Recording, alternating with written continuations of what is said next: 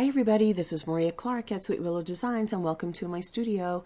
Today we're going to do the first part of making the polymer clay cuff bracelet that you all voted on in the last poll, and this is the Faux Wood Look with the Coral colored Pebble. And we're going to actually, in this particular issue of the Polymer Clay Workbench, we're going to make the faux wood grain cane, polymer clay cane, and you're going to see how that comes together in this video. Hopefully you can get that ready, and then we're ready to make the bracelet in the next video.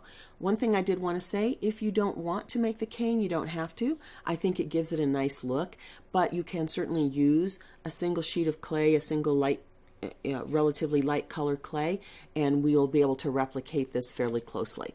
So let's go ahead and get in the studio and get started. The materials that we'll use to make this bracelet are a series of clay, colors of clay, and we'll use raw sienna, translucent, ecru, and white, and we're going to stack those and compress them. We'll use some cutters in a teardrop shape, the bracelet blank that we looked at in the previous videos, some needle tools, acrylic roller, and of course we will use our pasta machine also. Some glue. I've got super glue and E6000. Burnt umber paint. Our template, which is 7 by 1 1/8 inches.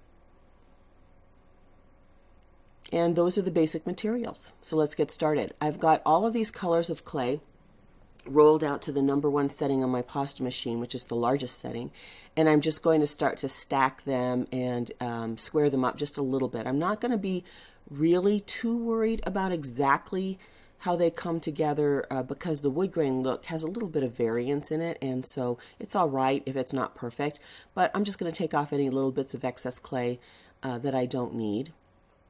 And these are just rolled to the, as I said, the #1 setting and through the pasta machine, probably 20-25 times to condition them, and then just put them in a reasonable shape. You don't need a huge stack, so I am not going to use over much clay. This is about a half a block of Premo for each one of these sheets.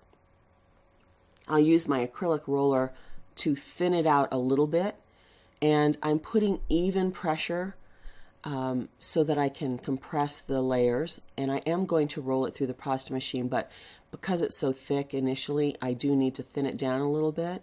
So I'll roll it on each side, trying to keep it roughly even. I wouldn't worry too much about it, but you don't want it to get hugely distorted. And then I'm going to roll that through the #1 setting on my pasta machine, and I'm going to fold that stack in half,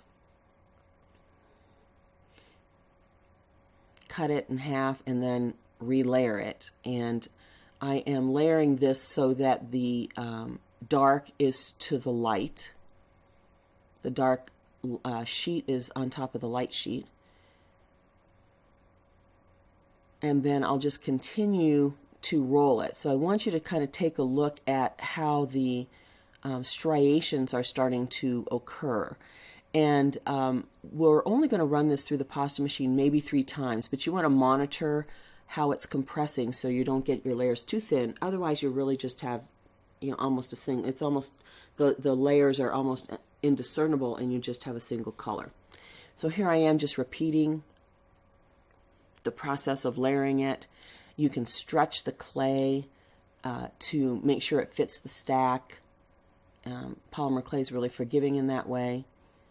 And you can see it's not particularly even. It doesn't really matter. We want a little bit of variance, and I'll use my roller to keep thinning it out enough that I can put it back through the pasta machine.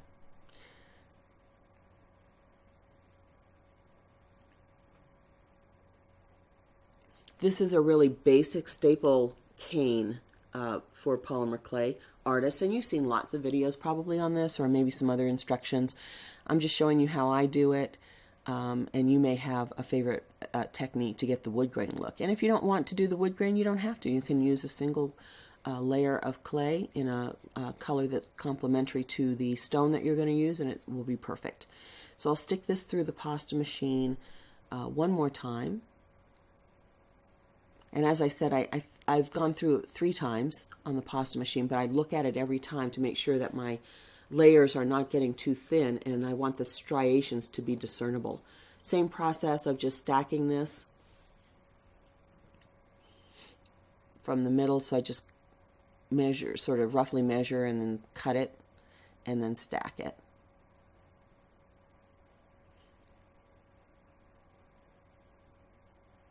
This time around, I'm stacking it a little bit differently. I'm doing lights to light, and it's okay to turn your clay. It doesn't have to be, because you want to see the differences in the stripes. That's how a wood grain would look, and so it's okay to just sort of mix and match these a little bit, and you can see how it's coming together. And I have a little bit thicker light stripe there. That's perfectly fine.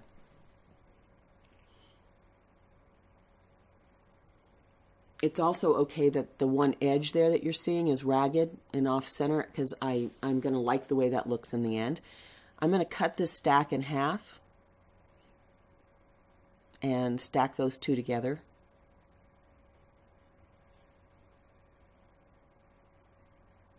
And then I'm just going to use my acrylic roller to even it out a bit, so that when I cut my slices, I have relatively even slices.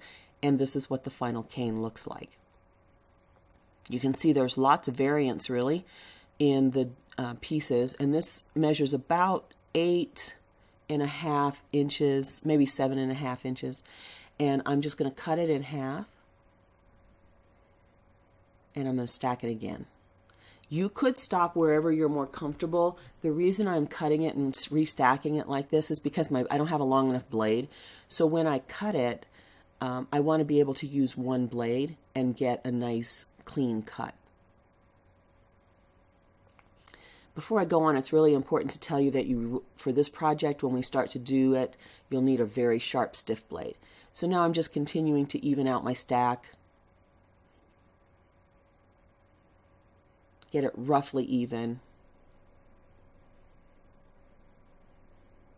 And there you go. That was the final piece to actually create that stack. So here's the bracelet we're going to do in our next polymer clay workbench. And I hope you enjoy the project. This is going to be a fun bracelet. I think you're going to really enjoy it. And that stack's going to last you quite a long time. Thanks everybody for watching and joining me in my studio. I really appreciate it. If you like this video, please consider giving it a thumbs up or subscribing to my channel, or leaving me a comment. I love to hear from you. Thanks again for joining me in my studio. Take care.